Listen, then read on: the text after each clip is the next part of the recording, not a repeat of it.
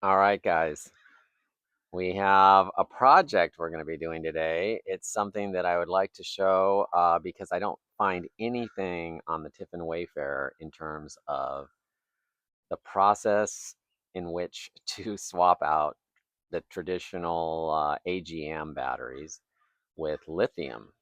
So it's time for another episode of The Rolling Escape.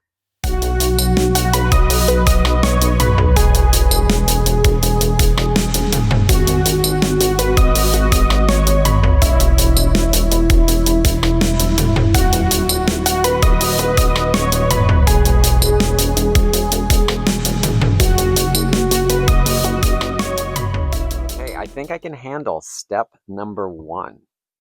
Okay, step number one is to remove the cover off of the battery compartment, which is the top stair as you step into the Tiffin Wayfarer. Okay, so right off the bat, I hit the battery off switch, so that disconnects the batteries to the house. I also have disconnected my house or shore power. Also, I'm going to be sitting on this rug, a little insulation, using some rubberized gloves as well. I'm gonna start off by disconnecting the brackets that mount the batteries in place. And then we will end up disconnecting the ground, the negative, first.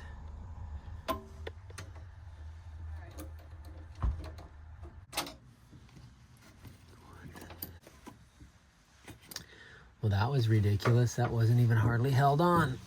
Nice to know.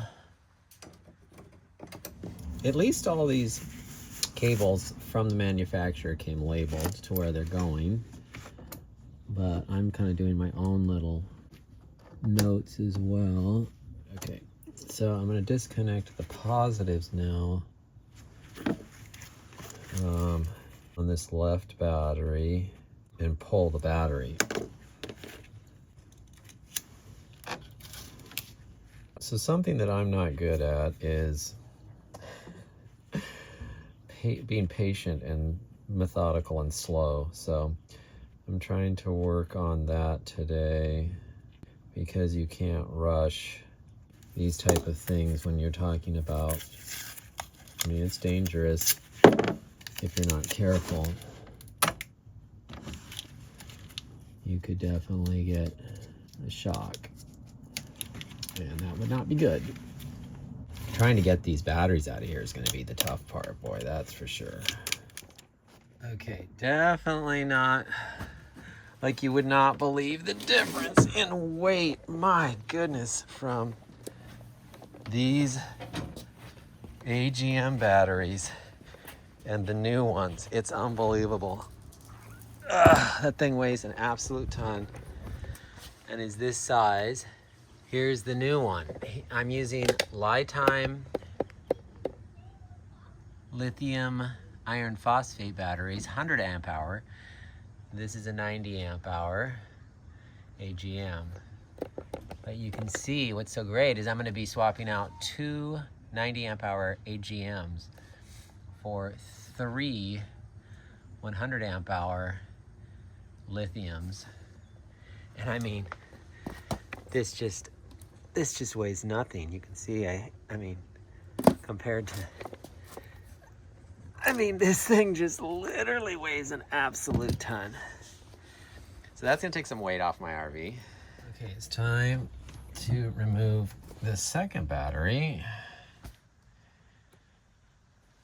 Okay, so I have both the old AGM batteries out. I've got everything marked, where everything goes. The brackets that hold the batteries in. So I'm gonna go get a vacuum and just kind of clean out this whole battery tray.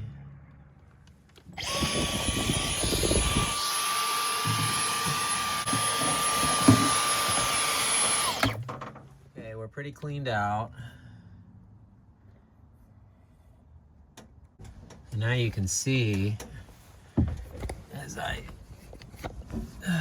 can just see all all the connections here, all the different power draws and power resources. Inverter, battery fuse, battery to generator, battery to solar. I can't tell you how much easier these little batteries are. It's just crazy. So I'm gonna get these all laid in here and then we'll start connecting stuff.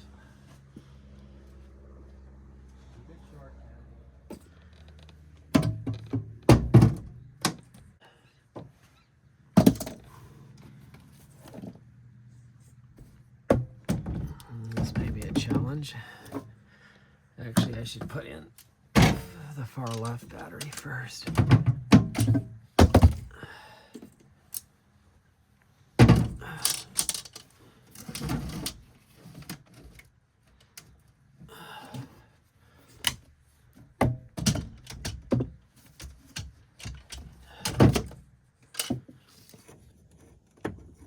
Just temporarily getting this in place right now. I'd like to be able to stick something underneath this bracket, something solid that this bracket can compress, and then come across the top of this middle battery and go all the way over to the other bracket that I install here to hold them all down together. We'll see if I can figure out something.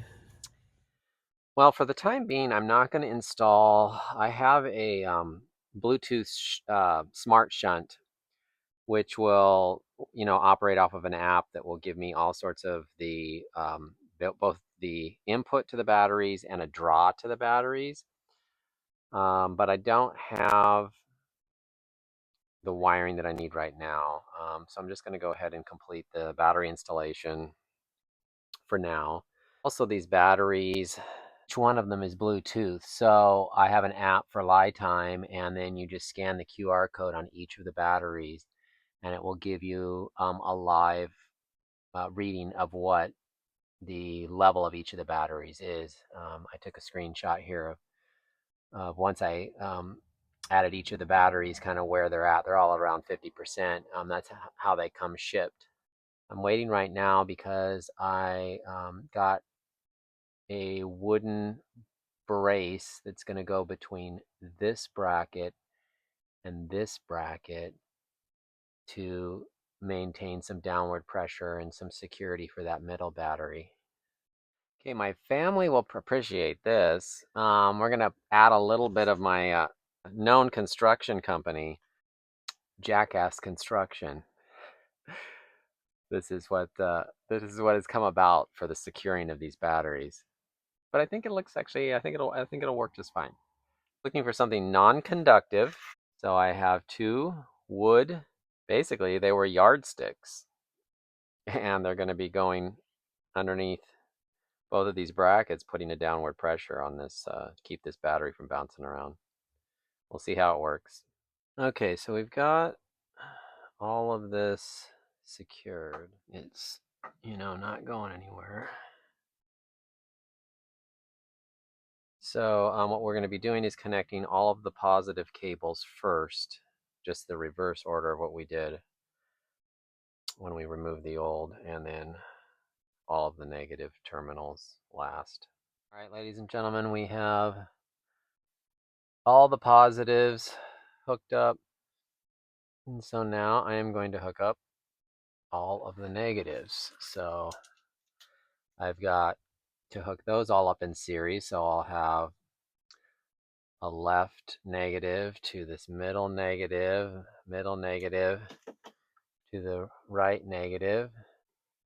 Hopefully this is all right. Okay, the batteries are installed, hopefully correctly. I mean, I really marked everything. We've got that positive fuse going to that positive pole of the left-hand battery. Battery to, what does that say?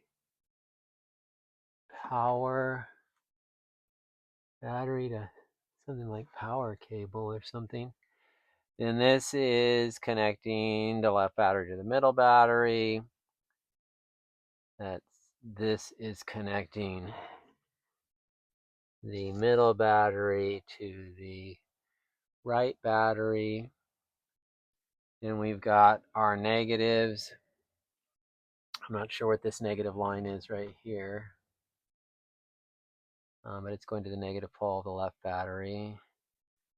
And then this is going from left battery pole to middle battery pole, negative. And then this is going from middle battery negative to right side battery negative, and then this goes out to the ground. Let's hope it's right. Now, there's one thing that I need to do, a couple of things, but one thing I need to do in the RV here on the fuse panel. And this all has to do with the fact that lithium charge at a different rate than lead acid batteries. So there's a little switch within the housing of the fuse panel. Okay, so it's exactly like there's this guy Greg at Tiffin, and he was saying it is literally like a grain of rice. So you can see right now that little white switch is flipped to lead acid, and I'm going to flip it lithium. There we go. So now it's flipped to the lithium versus the lead acid. So what I'm going to do now is put this panel back on. And it's held on. Well, it's kind of snaps on, but there is one screw where it's held on at.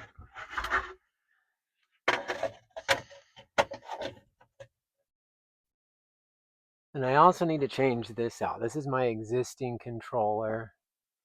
It's set to AGM.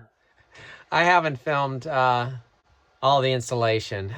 So today what I did, obviously, we swapped out the 2 AGM 90 amp hour batteries for 3 lithium 100 amp hour batteries. So the 90 amp hour batteries, 2 of them for 3 100 amp hour batteries that are lithium. And I flipped the little switch underneath. Ended up going ahead and swapping out my charge controller. So I have installed the 150 MPPT Vitron solar charge controller, and I just have it mounted here where the old charge controller used to go. It's pretty straightforward.